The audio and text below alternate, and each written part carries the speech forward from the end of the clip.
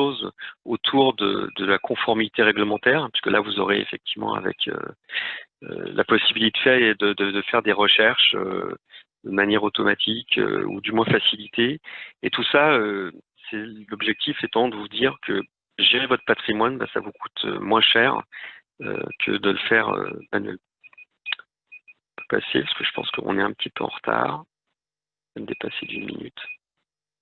Donc là, effectivement, comme je vous parlais, hein, donc il y a Automation Engine pour tout ce qui va être effectivement automatisation. Data Answer, c'est plutôt un outil effectivement à destination des DPO pour pouvoir faire toutes les requêtes qu'ils veulent sur la partie effectivement données et notamment conformité. Et puis Data Transport Engine, c'est plutôt là pour les équipes IT pour faire des migrations de type volume de manière sécurisée. Donc tu peux passer.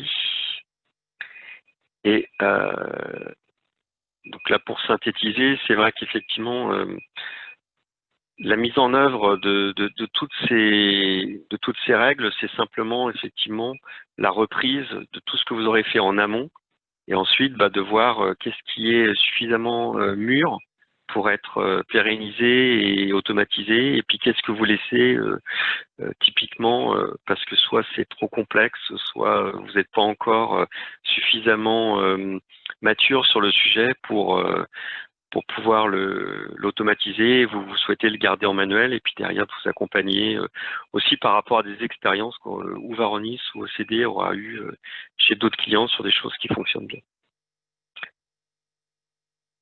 Tu peux passer.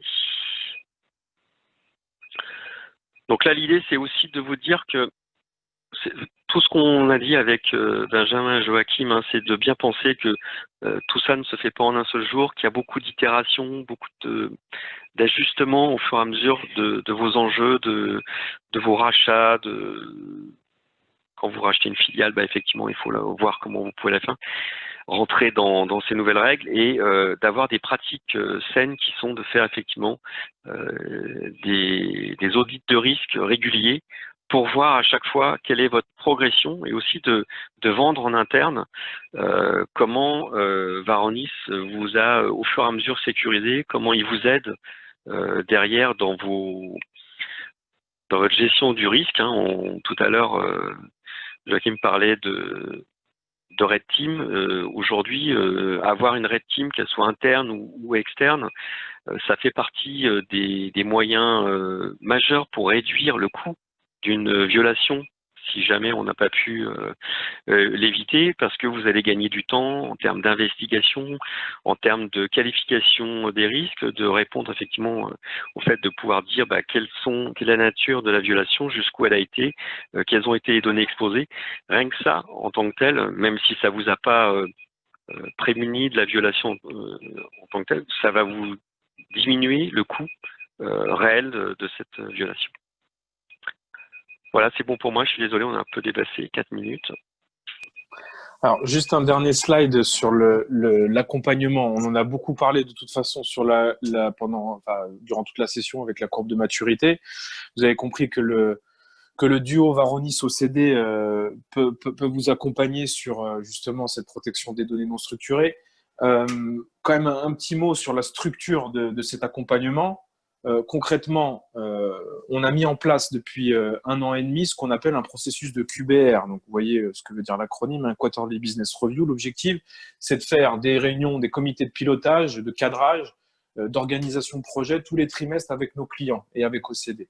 L'objectif, c'est de se dire, bah, déjà, c'est de partir pour nos nouveaux clients ou pour les clients existants, d'essayer d'estimer un peu le niveau de maturité en fonction des modules qui ont été achetés, versus bah, les use cases qu'on est capable en fait de mettre en place et ceux qui ont déjà été mis en place. Et l'objectif, c'est de dire, bah voilà, là vous êtes à 30%, 50%, 60%. Évidemment, pour les nouveaux clients, comme on part un peu de zéro, on sera plutôt aux alentours de 0,5% par rapport à certaines actions qui auraient déjà pu être faites manuellement. Mais l'objectif, c'est de se dire, OK, on est à cet état, comment on fait pour arriver à 100% de l'utilisation de ma plateforme Varonis? Et c'est là où justement on va mettre ce cycle de processus QBR en place pour pouvoir établir un plan d'action tout simplement entre l'état où on est à l'étape 1 et l'objectif de 100% et de se dire voilà, sur un an, c'est telle cible que je veux atteindre. Et je vais mettre des points intermédiaires tous les trimestres pour dire on va faire ça en priorité. 6 mois après, on va faire plutôt ça. 9 mois, jusqu'à un an pour vraiment se mettre un plan d'action en place. L'objectif, c'est vraiment, je répète, que vous utilisiez la plateforme à 100% et que vous en tiriez évidemment toute la valeur. À noter que ces points trimestriels sont ultra importants parce qu'on refait à chaque fois un petit état et une comparaison par rapport au QBR et au comité de pilotage précédent. Mais évidemment que les actions entre chaque QBR sont ultra importantes. Et c'est là-dessus aussi, évidemment, que OCD pourra vous accompagner. Donc, vous l'avez vu tout au long de la session sur là où on peut vous accompagner. Mais concrètement, sur les plans d'action, il faudra que certaines actions qui sont de votre côté soient réalisées. Nous, on vous accompagnera sur des exemples comme la remédiation, la classification, le fait de rendre opérationnelle la partie alerting et machine learning. Mais voilà, l'objectif, c'est qu'entre chaque QBR, ces actions soient réalisées pour que, évidemment, à chaque QBR, on se dise, par rapport à mon plan d'action, j'en suis là, on est arrivé à notre cible, maintenant on passe aux actions suivantes, etc. Mais vraiment, ce qu'il faut que vous reteniez, c'est vraiment un accompagnement relativement proche pour que vraiment vous puissiez tirer toute la valeur de la solution Varonis et que, évidemment, vous soyez satisfait de cette acquisition. Voilà par rapport aux différents slides. Alors, comme l'a dit Emmanuel, on a effectivement un peu dépassé.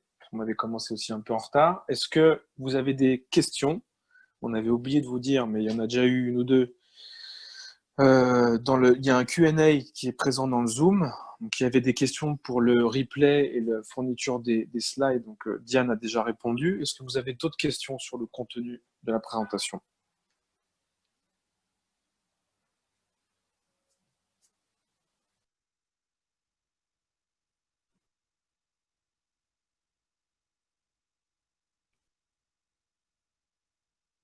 Bon, a priori, il n'y a pas de questions. Ah, si. C'est pas une question, c'est... merci, Nathalie. Merci. On va vous envoyer le replay. Si vous avez des questions, n'hésitez pas à venir vers les équipes Varonis ou OCD pour qu'on puisse y apporter une réponse.